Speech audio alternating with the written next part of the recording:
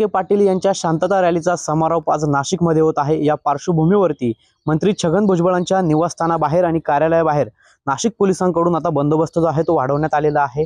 तब्बल 20 पेक्षा अधिक पोलीस कर्मचारी आणि 2 अधिकारी या भुजबळ फार्म यांच्या निवासस्थानी आणि कार्यालयाबाहेर बंदोबस्तासाठी तैनात आहेत। खरं तर भुजबळ फार्म परिसरात असलेले चारही बाजूचे रस्ते आहेत त्या ठिकाणी पोलिसांकडून बॅरिकेटिंग देखील करण्यात आलेलं आहे।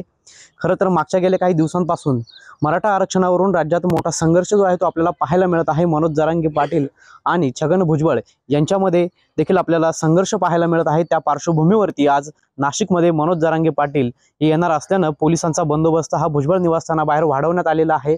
मनोज जरांगे पाटील यांच्या शांतता रॅलीचे देखील नाशिकमध्ये आयोजन करण्यात आलेले आहे। नाशिकच्या तपोवन परिसरातून CBS पर्यंत या शांतता रॅलीचे आयोजन करण्यात आलेले आहे। त्यानंतर रॅली पूर्ण झाल्यानंतर नाशिकच्या CBS परिसरामध्ये मनोज जरांगे पाटील हे मराठा बांधवांना संबोधित करणार आहे। त्यानंतर मनोज जरांगे पाटील हे आपल्या आरक्षणाबाबतची भूमिका देखील मांडणार आहेत। त्यामुळे या ठिकाणी एकीकडे मनोज जरांगे पाटील नाशिक दौऱ्यावर असताना दुसरीकडे मात्र छगन भुजबळ यांच्या निवासस्थानाबाहेर पोलिसांचा जो बंदोबस्त आहे तो मोठ्या प्रमाणात वाढवण्यात आल्याचं आपल्याला या ठिकाणी पाहायला मिळत आहे। मनोज जरांगे पाटील आजच्या या मेळाव्यातून शांतता रॅली समारोप सोहळ्यातून काय बोलतात हे देखील पाहणं आता तितकंच महत्त्वाचं ठरणार आहे। पवन येवले, TV9 मराठी, नाशिक।